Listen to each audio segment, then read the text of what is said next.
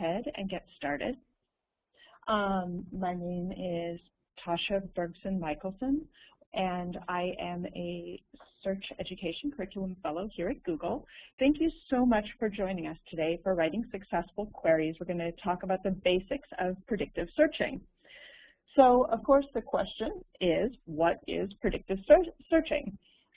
First, I really want to thank both Jolie Seroff of Castellea High School and Janine Sakar of Westat, who helped me think through what to call this. In my mind, predictive searching is a process where I visualize the source that would be perfect, that would have my answer. I actually imagine what it would look like. And then I use that picture in my head to build a search to find the closest match to that which I have imagined. Now, this isn't really a new idea. I first read about it in a blog by Karen Blakeman, who's a search trainer in the UK. Dan Russell here at Google's also written about it, as have many other people, particularly in the library field. Just at the time that I wrote about it, or when I first read about it in Karen Blakeman's blog, I thought it was interesting, but I really couldn't see myself doing it. Like, I'm not really a visualizing kind of person. And so I just kind of thought it was interesting and set it aside. And then after several years of trying to teach different advanced operators and different technical sides of search, and I found that people get really excited, but it wouldn't stick. And I thought, what is it that I do as a searcher that is different from what most of the people I'm talking to do? What is it that makes it work for me? And lo and behold, I realized that what I did was imagine my perfect source in my head. So I imagine that many of you who are here today do the same thing. You certainly are welcome to chat with our panelists and let them know if this is a strategy you also use. We'd be very interested to know if it's a strategy you teach as well. And actually, very quickly before we continue, as I talk about chat, I wanted to tell you that I spoke with tech support just before we started today. And I realized that we don't have the ability to let you guys chat with each other. And so I just briefly wanted to tell you why that's so. We either have a choice of exposing the entire attendee list and letting you chat, or unfortunately, you can only chat with the panelists and the host. And because we believe very strongly in protecting user privacy, we keep the attendee list private.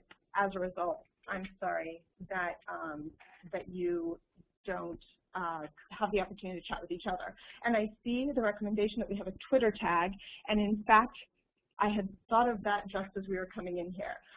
So if someone wants to check on Twitter and see if there is, say, predictive search as a hashtag, it might not be, and you could start it up and have a chat right there. And you can use Google real-time search. Let me show you how to do that quickly.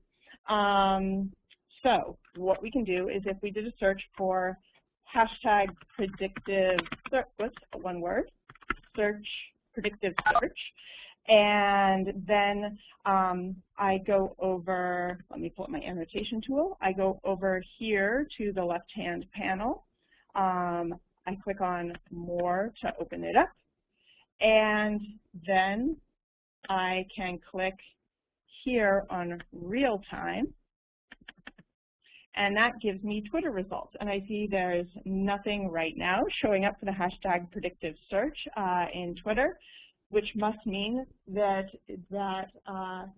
you can go ahead, start tweeting to each other with that hashtag. We can set it up later. Okay, moving on. So we're going to talk about this concept of predictive search. So let me give you an example of predictive search. Let's say that I wanted to know who the two lead actors are in the movie Key Largo. When I do the search, I don't immediately see any results for the film. I see things clearly enough about the Florida Keys and about Key Largo, the location. Now, there are a number of ways, if I want to find out who the two lead actors are in this movie, that I can approach the question. The obvious one that comes to most experienced internet users' minds is IMDb. And in fact, I can go to IMDb and find out who the two lead actors are quite easily. But there are a number of other ways that someone who isn't as familiar with the web can go about finding this information. One of the things that I absolutely love about predictive search is it draws on not just computer web literacy, but many kinds of literacy. So some of the ways I've seen various people approach this problem is they type in Key Largo and they go to images and they look for a cover of a DVD, or they look for a movie poster or something like that.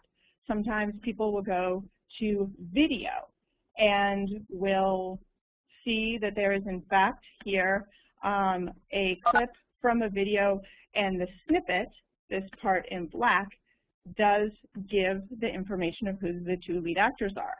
Of course, because I'm an experienced web user, I also know that I could just type the word movie after or film and get information about Key Largo. But if I am not an experienced web user, but I am a reader, what I can do is I can think, when I read something that tells me who the stars of the movie are, what does that look like? And what I realize is that almost every movie review I've seen in my life starts with a phrase, the movie Key Largo starring, and then gives the stars. And indeed, we find this is a very successful phrase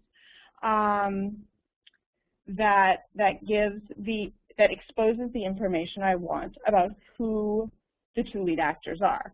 So it's a matter of getting a question in your head and actually stopping and thinking about what the source that answers it would look like.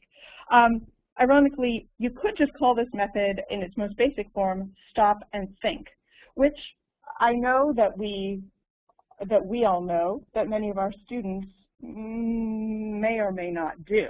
I, in fact, had a parent come up to me after a talk I gave where I was talking about this process of predictive searching, and she said to me, you know, everything you talked about, it boils down to a really simple point that had never occurred to me before.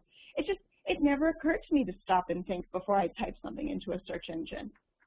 And the truth of the matter is that for most people who use electronic search tools, it doesn't occur to them to stop and think. So why is it important to do this? Well, the best way to explain it is to understand a little bit about how Google works.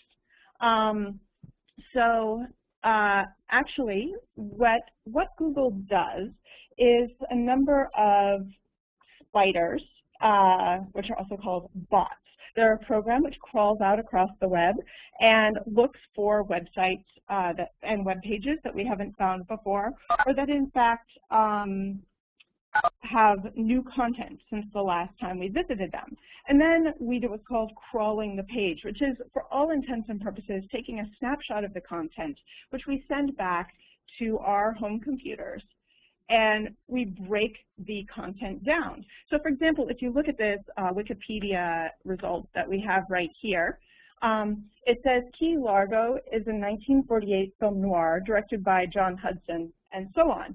And what Google actually does is it takes every single one of those words and places them in our index, so that when you type in, say, 1948, I don't expect this to be the first result, but when you type in 1948, what happens is Google actually goes to 1948 in the index, and just like when you look up a term in an index in a book, it pulls up all the locations that we know of that are associated with the concept.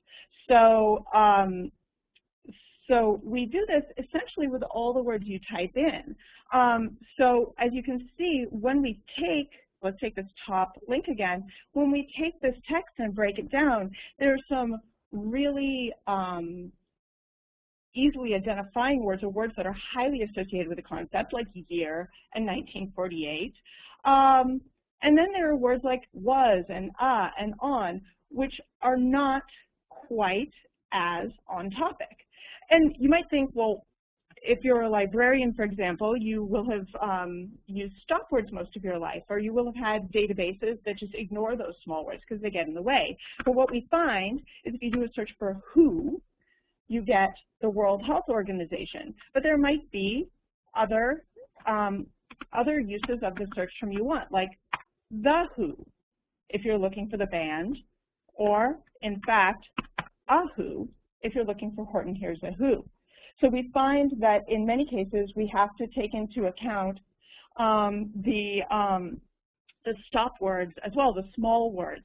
And so we can really find yourself in a difficult situation. If you have, say, a student who is in 4-H and wants to know, my cow has blisters on its tongue, and I can't spell, but luckily this will be spell checked for me, what's wrong with it? And I'm sure that most of you have seen your students typing in questions every now and again. Even as adults, we do that. But you can see here that the idea that's needed is so diluted by typing in a question that we can't even get anywhere within the realm of the answer. So that's one reason why typing in a question won't work, because we're paying attention essentially to all the words you type in. Along the same lines, we have a student who types in a successful question, like, what year did the American Revolution start? What year did the American Revolution start? I see I have another typo. And here, what we get, as I'm sure you were able to predict very well, is a lot of answer sites, answers.com and Yahoo Answers and so forth. Now, the reason this happens is when you type words into the search box here, and Google goes and matches it with the index, when we go to rank the answers, we use over 200 different signals to decide what pages should come first. So, for example, pages that have your terms close to each other, in the same order as each other, and in fact in the title, will all be prioritized. And of course, were you to click through to an answer site, what you find is the question itself that is asked by the user is made into the title of the page.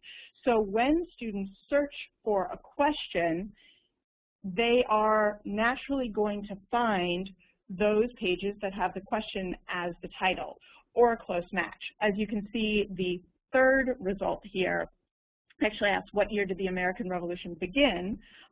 We have synonymized start and believe that begin is another close match to that. So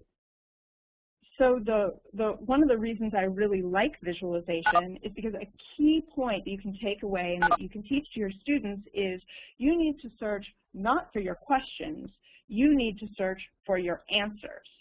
First of all, that will help you get to more academically valid content. Remember that Google is a product that's written for everyone to use. It is not written specifically for an academic audience. And so sometimes we need to employ some extra tricks and skills to get to that academic content, but also just because it helps us more generally filter the level of quality and of relevance by looking for our answer instead of our question. So an example of that would be, someone might ask, how fast can a cheetah run? And if I just stop and think for a moment, I'll think, what would the words on the page look like? Now, another thing that makes searching Google hard is that we have this phenomenal creativity as humans. Each and every one of us will express the same idea in a slightly different way. And now our job as searchers to get the index to give us what we want, our job as searchers is to figure out how would someone else answer this question? What words would they use? And so I think about it, and I think about terms like miles per hour. And so I know that I want the cheetah, right? And so I think maybe someone will say cheetahs can reach speeds of up to. See, I can imagine a page where it would say cheetahs can reach speeds of up to X number of miles per hour. So now I can run this search and I can see in my results, although I clearly have to check the results because they vary, but I see that again and again and again this phrase appears. And in fact, though I said I'd talk about operators in the next talk, you might be familiar with putting quotation marks around a search in order to glue the words together into an exact phrase. But I have this problem because I have one element of my phrase that I don't know. I can actually use the asterisk, Shift 8. I can use an asterisk to stand in to kind of fill in the blank.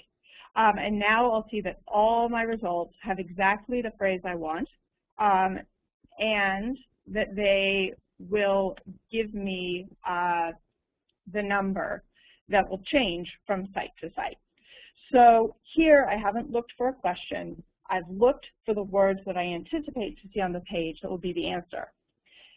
Now, I once showed this to a phenomenal librarian I know, and she immediately said, oh yeah, so like, so that would be like, how, what kind of speed can a Ford Escalade reach? How fast can it get to its top speed? And I said, okay, so let's stop and think. I want you to take a second, because every time you've seen a commercial break in your life, there's been a phrase that describes how fast a Ford Escalade speeds up or accelerates. And if you stop and think about this, you'll realize that it is, I don't mean a Ford Escalade, I'm sorry, it probably works too. I mean a Ford Escape, because I like their hybrids. So 0 to 60 in a number of seconds is a phrase that I hear over and over again. And again, I like this example because it's not drawing on any wild knowledge of the web that we have learned, the quotation marks and the asterisk, but the concept of what you might want to search for. It doesn't take a knowledge of a web, it just takes having exposure to a television or a newspaper or a magazine. And you've heard the phrase 0 to 60 in a number of seconds. So this is a fairly common topic, the acceleration for a car. But I know that we often want our students to be finding more academic information. You can apply the same principle. So if we had someone who was working on, on tooth decay in children.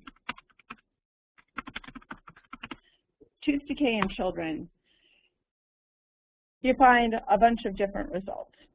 But let's say I'm looking for statistics. And a lot of times I'll see people using search terms like facts. You'll see students doing a search for tooth decay children facts or tooth decay children information. And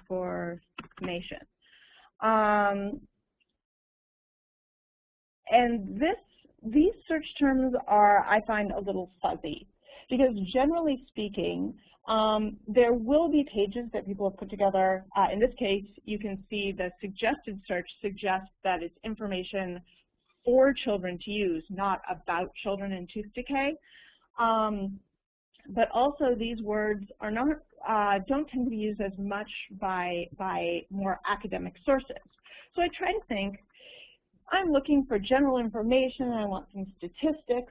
What kinds of things am I likely to find in an academic source? And one thing that I think I might find is tables or figures. Now you'll notice that I'm using a capital OR. That's because I want to either find tooth decay children table, those words in a document, or I want to find a document that has tooth decay children and the word figures. And by putting an OR in all capital letters, it makes Google search for either table or figures. So now when I run the search, I can see that a lot of the sites that I'm getting here, for example, tables 1 through 8 are providing latest data on tooth decay in children. I am suspecting that when I click through on this site, it's actually going to have a lot of good information for me. And as I look down my page, I see that there are a number of sources which can work very well for me.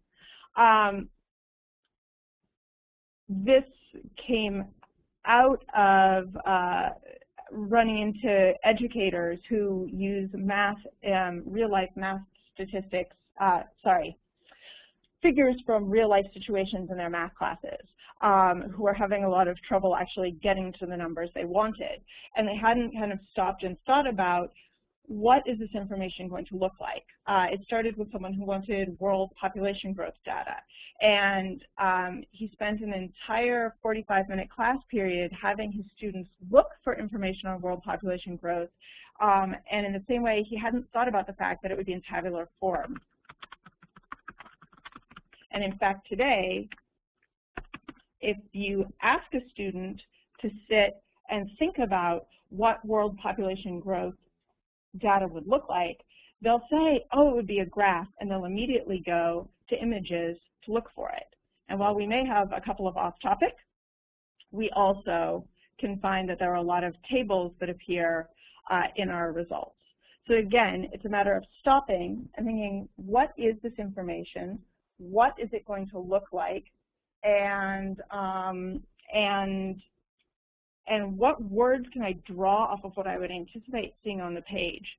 So again, if you have someone who hasn't spent a lot of time on the web, but for example, on the older end of our students who has had exposure to academic writing, if you ask them to think about the captions that would go with data they want, they can pull terms from those captions and fold them into their search. Now, interestingly, I used to teach students to do something like that if they wanted to find a more academic source, that they could put in their search terms and then add search terms like bibliography or works cited or sources or suggested reading, that would all make for very compelling searches that would bring up pages that had bibliographies or lists of works cited on them that would help them check the credibility of a page they were looking at. These days, unfortunately, I find that the results can be messier, although you can still do a search like cardiovascular system, and if you know that you want a bibliography, you can actually ask for it. These all make really great search terms. Bibliography is a great search term. Album is a great search term. Table, figure. Words that describe what you want that are likely to actually appear on the page. Some words don't make such great search terms, like quit smoking documentation or death certificate documentation. Documentation is not such a strong word because I have trouble imagining it actually appearing on the page. Some of these others are great. Now, if you're a teacher in, say, an elementary school or a middle school, you're saying it's wonderful to find, say, Roman Army. If I do a search for Roman Army bibliography, but a lot of these look like they might be for a higher reading level. I actually tried this out with cardiovascular, so let's try this. You can actually add a site search. Site : is another operator, which we will talk about later, but I'm going to cheat a bit and talk about it today. And I actually know that teachers are going to have compiled bibliographies about the cardiovascular system, or classes will have compiled bibliographies. And I know that a whole lot of education of school sites are at K12 dot and then the state abbreviation and then .us. And in fact, I can put an asterisk here and do a search for site : no space, K12.*.us and run the search. And then I'll find that I have a number of sites from different schools and that they'll perhaps offer me bibliographies on the cardiovascular system. and they'll be across a number of different grade levels.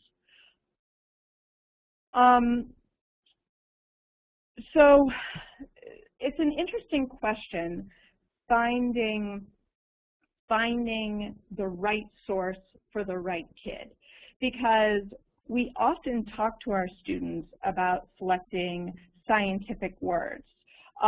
For example, one of our favorite ones here is we point to that little indentation above our lip and we ask, what's that thing called? It's really funny because actually if you do a search, if you think about it, what's it going to look like when someone, the web page that has that question, it turns out that thing above lip is a pretty good search. Just to get the proper terminology. Or another one that works is just indentation above lip. These are all ways to just get, if you need a piece of vocabulary, you can ask that casual language question. On the other hand, once we start getting vocabulary, we find, if you look at a bunch of sites, you'll find it's called a philtrum, and in fact, you can look it up in a dictionary to make sure you're right. But once you search for philtrum, you start getting much more technical literature. For example, you get information about what medical personnel should look for in a philtrum to see as a diagnostic tool. You'll, in fact, see that there are Medline sources, and you'll find that there are a whole bunch of EDU and GOV sources. You'll find information about normal and abnormal philtrum. So once you hit on that technical term, you'll get a lot of technical information with it. So we'll often teach students, find the terms of art, find the technical terminology and look for it in order to find more academically valid information. And that's absolutely fabulous. On the other hand, what we see a lot of here on our search education team is that once we teach people to look for technical information, they start writing ridiculously over technical searches. So you'll see people starting to, if they just want to know what this philtrum is, they'll start searching for things like intranasal depression. And the people write really long searches and start piling on the search terms until they either are only finding things so complex they have no hope of reading them, or they just end up with no results at all, or just really messy, bizarre results that are off in some corner of the web. So the kind of next step beyond visualizing your source and thinking about what the words are that are going to appear on the page, the next step is thinking about what kind of page is it actually going to appear on. So we've talked about avoiding answer sites by not typing in the question.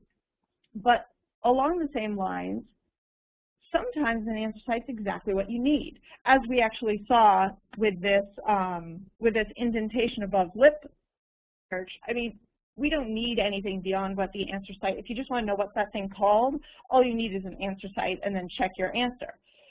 So an example of this is my supervisor. He and his son like to go to basketball games, and there's a song at the Stanford basketball games that everyone sings in the audience to cheer on the team, and the lyrics are, oh, oh, oh, oh, oh.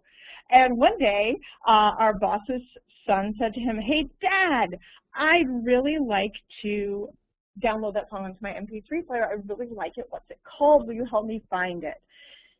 He thought about it, and he said, you know, I don't think you can search for that. There's nothing searchable that we know about the song. So his son said, oh, let me just try.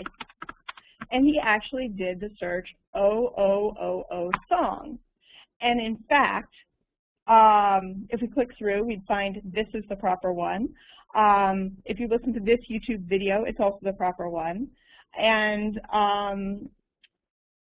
in the comments at the bottom, the song is actually identified as being by Zombie Nation. It's called, I think, Colecraft 4000.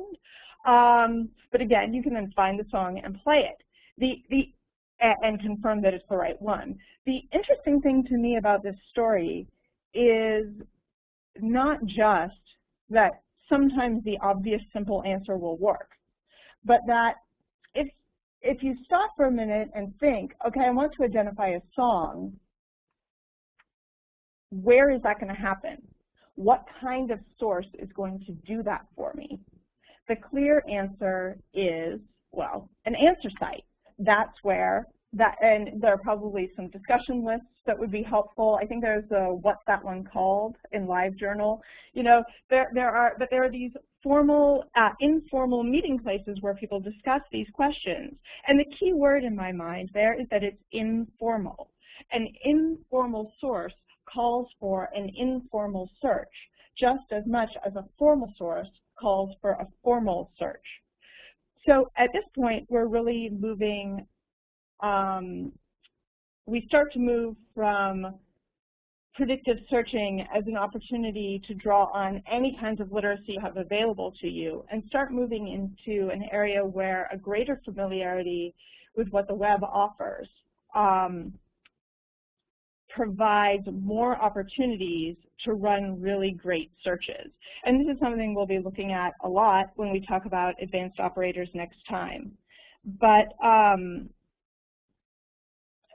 actually, to make a quick note, I should point out that predictive searching is not just an online search technique, because it's fairly common, I think, that if you stop and think, what is this source going to look like, that what you actually find is it might not be an online search. For example, when I wanted to know what kind of cherry tree could I grow in my backyard, in my neighborhood, and be successful growing cherries, there are places I can think of online that would answer that question, but the fastest way was really for me to just pick up the phone and call my local nursery. When I considered all my sources, and in fact, I know too that my librarian could have given me books at the public library that talk about what grows in my area. But the most specific information is from the nursery down the road from my house. Another example of that is I heard that Napoleon kept up a big long-term correspondence with his wife Josephine. And when I think about that correspondence, I think, you know, I'd really like to see that. I wonder if it would show me a totally different side of Napoleon than the one I learned about in history. If you've heard my webinars before, you know that I really like primary sources and especially reading correspondence. But so I wanted to know about this. And when I think about it, I think probably that is going to appear most reliably in a book. And it's interesting because when I do a search and get it spell checked, thank goodness, I find that actually the top results are indeed books. So if I've been in a library while I'm thinking about this, I can see if this book is on the shelf. If I want to see what I can find out while I'm still at home in front of my computer, I can actually go over here to Google Books. I can click on Google Books, and indeed, the book is right there, and I can view it. And if I click through to the book, I have the opportunity on the left-hand panel here to find the book in a library. And so if this is my zip code, or I can change it to match my own, then you may be familiar with WorldCat, but here I can see where the book is available near my house.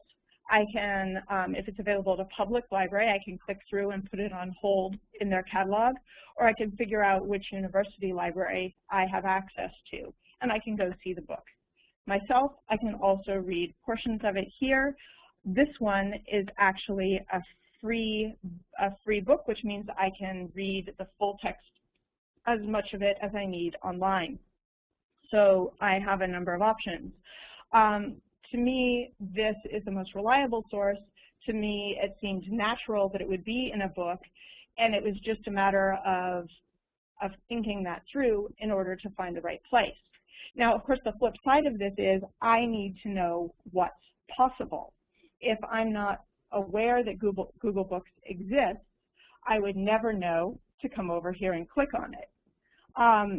In the same way, if, well, one of the things that we find often in our search education department is that people's ability not just to find the information they want, but to ask questions that would help them find the information they want, or even to desire specific information, is based on their knowledge that information even exists in a certain way. Let me give you an example. I might want to know, for example, just to draw on recent news, Osama bin Laden. I can learn a lot from reading online news or reading my newspaper, or listening to the radio, watching the TV about Osama bin Laden. But if I would tend to think, if I wanted to know what Arabic sources written in Arabic were saying about this event, I would be dependent on the interpretations that I'm seeing on the news. But maybe I want to find out for myself. If I know that I can come over to this left-hand panel, let me show you. I opened more search tools, and I'm looking here.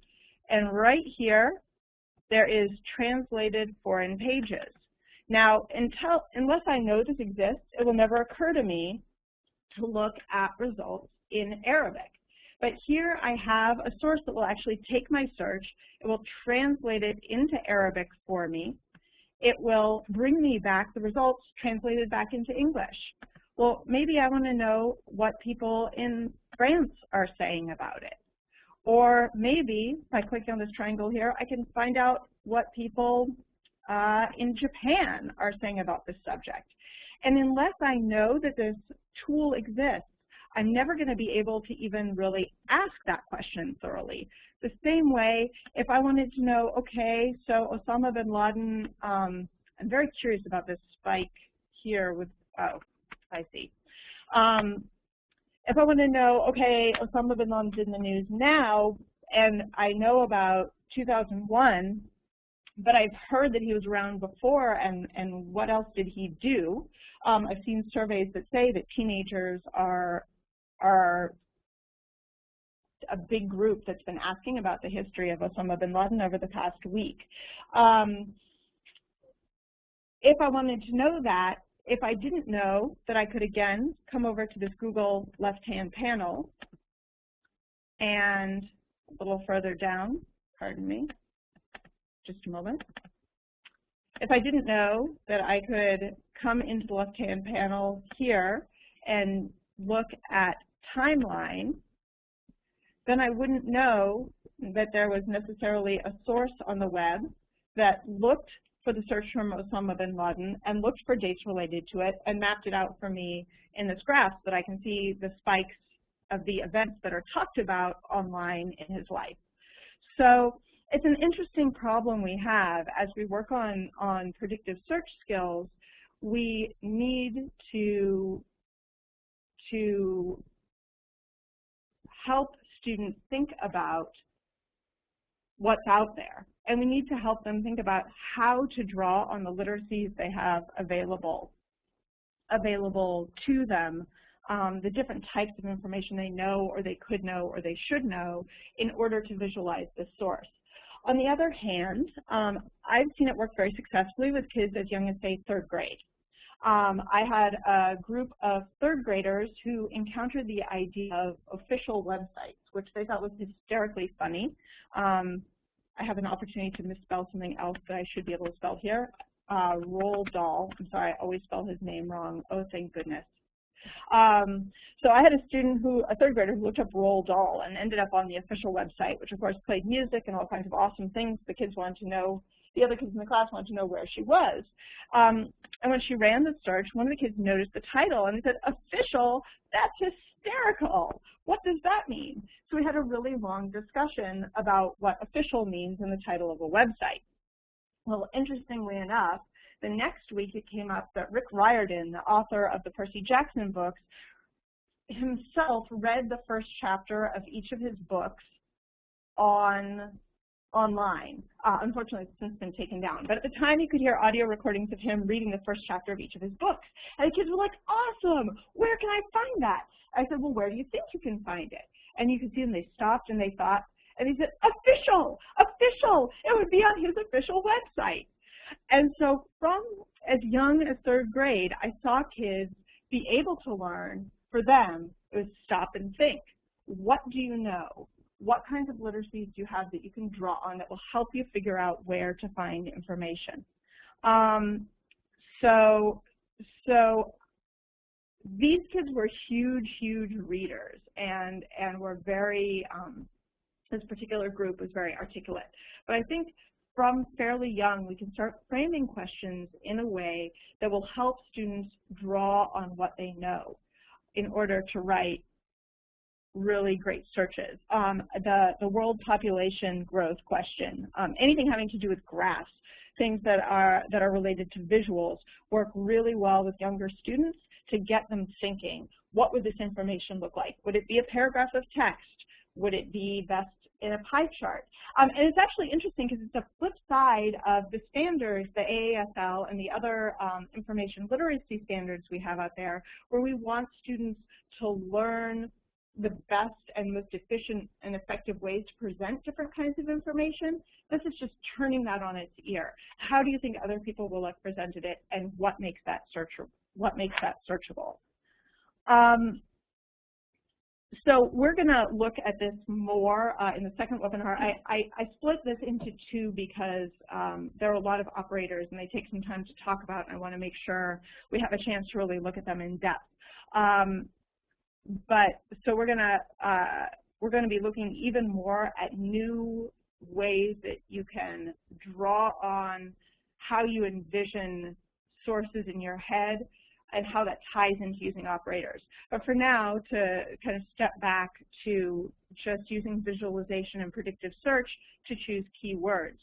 I had another interesting conversation with a librarian who is going to be working with a lot of students on a paper, and she thought a lot of them were going to do childhood obesity for their subject. And we were talking about how to find statistics and how to kind of compare statistics across different sources. It was interesting. We were thinking about when you look for statistics, you'll get a page that's put together by someone, and you can maybe find a very good quality website. Perhaps the CDC is a highly authoritative source, something like that. But if you want to look just across different sources, or if you want more commentary on the statistics, how do you do that? Like if you're looking for forecasts, the problem is that forecast is a difficult word to search for because it has a lot of synonyms. So it could be forecast, it could be predictions, it could be estimates, it could be, there are all these different words that are associated with this idea.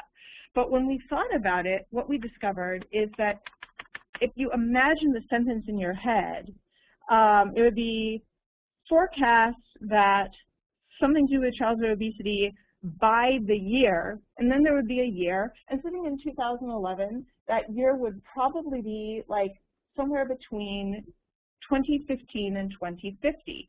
So we thought, what would happen if we just drop the obvious keyword that we're trying to catch, forecast, and instead search for the words, the terms that we expect to find right next to that.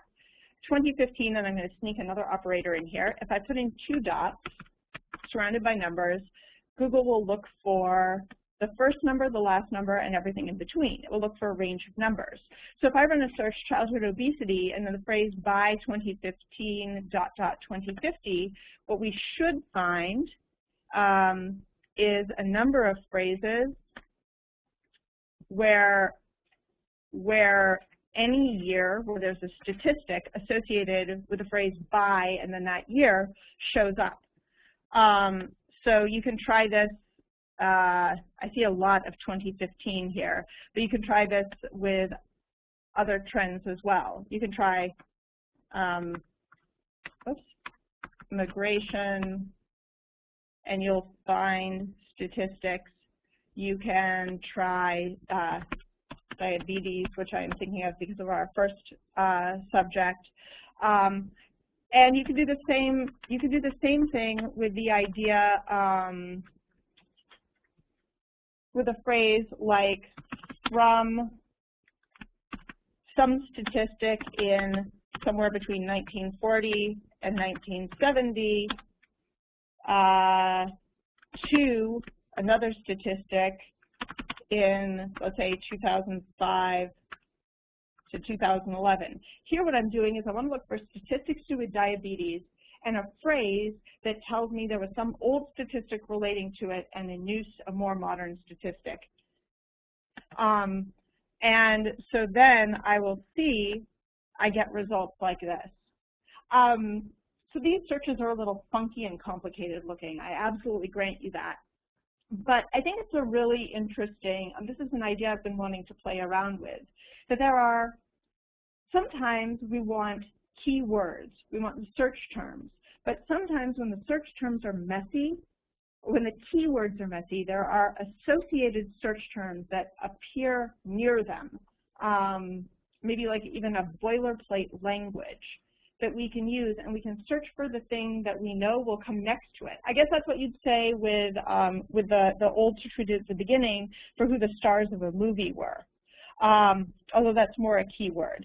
But I think if we start thinking really creatively about the language that we experience as readers, we will find that we have a lot more options available to us as searchers. Now, the funny thing is on the other end of this. So I had a student, a 4th grader, and she had to write a paper. She was allowed to pick any topic. It was supposed to be a mini research paper, and she was supposed to spend just not too long doing research on it. It was practice with the elementary research process. And she wanted to know, she wanted to just write about cats. So she decided she wanted to write about how many different kinds of cats there were. So she thought about, what is it going to look like on the page? And she picked the search different breeds of cats because she anticipated seeing in the world there are blah different breeds of cats. So she ran the search, and in fact she seemed to get really great results. So you've got all these pages that talk about the different breeds of cats that are out there.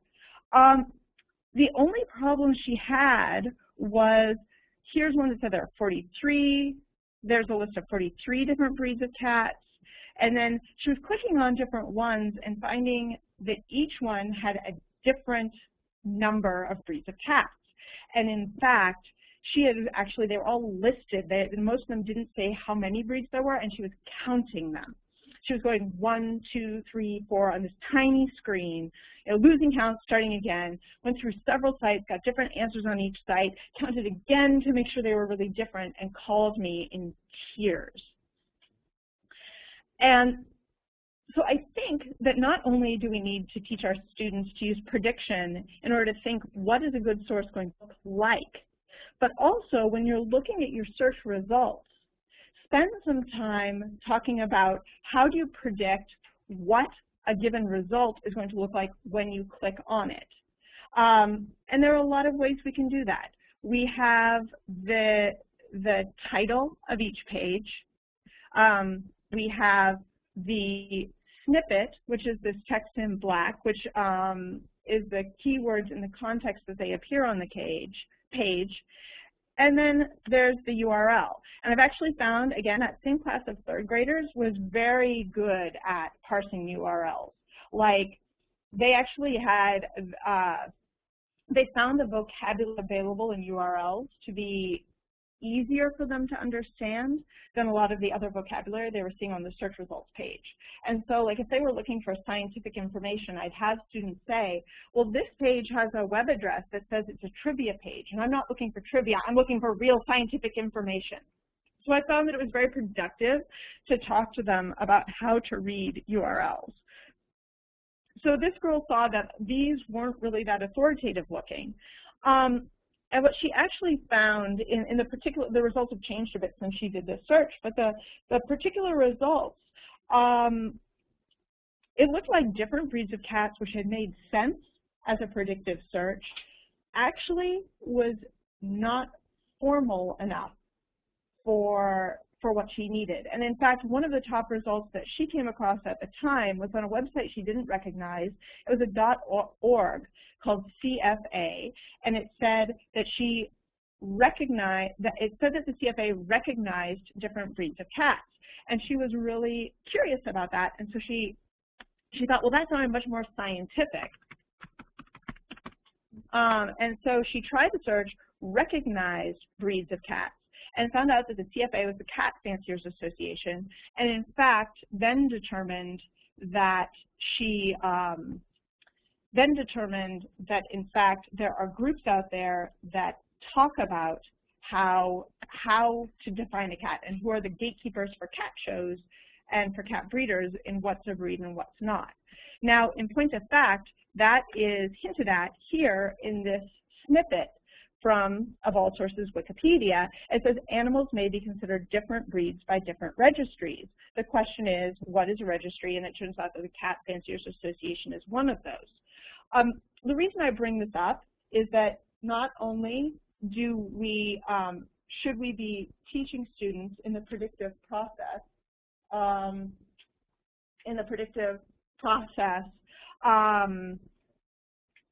to think about what they're looking for, look at their search results, and think about what do I think I'll find when I click on this result.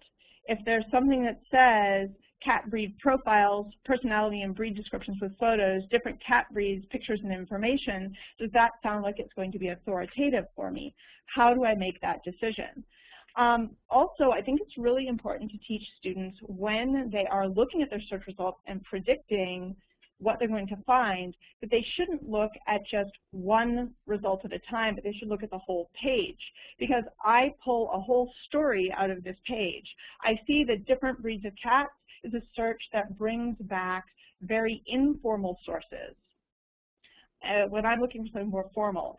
And I see the suggestion here that perhaps I'm not asking even the right question to begin with, and that I need to be asking, how is a cat breed defined?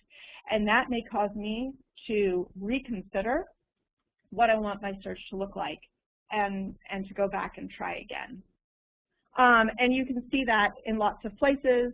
For example, my coworker Trent introduced me to this wonderful story about Franz Ferdinand, who was not only the Archduke that we know about from World War I history, but also now a popular band. And she recounted to me a story of an interview they had where the band Franz Ferdinand said, "We'll know we've made it when we're #1 in the Google search results."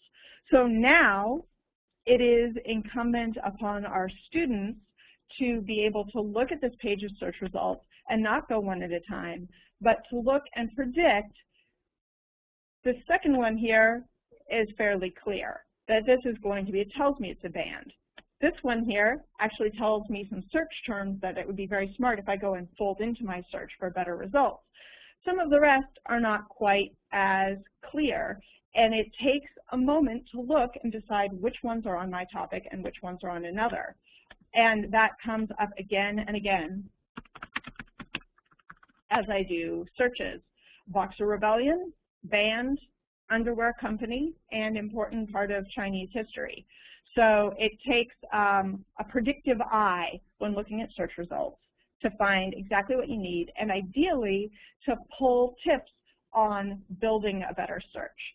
I see this result, it looks good, it has some extra information, but I'm going to fold back in to write a better search. So I think at this point I'm going to wrap up. Next time we're going to be looking kind of a lot more minutely at some of the operators we've seen today, like the number range search. We've looked at using an asterisk to fill in the blank. We've talked about site searching, searching within a site with a site : operator. There are a number more that I'd like to introduce to you. So I hope that you will join us next time. I hope, too, that you will take a moment to fill out our survey and give us good constructive feedback on how to make these better in the future. Among other things, our survey this time is asking whether you are around this summer and want more webinars over the summer, and in fact, what subjects you'd like to hear about. So please do give us feedback, and we will happily integrate it into our next webinar. Also, I have a couple of links I would like to share with you of videos that can help explain to your students how search engines work, and I will send that out to the group when we have an archived version of this up and ready to go. Thank you. Oh, sorry. What I wanted to ask is if you have any questions, please do use your chat box and let us know if you have any questions.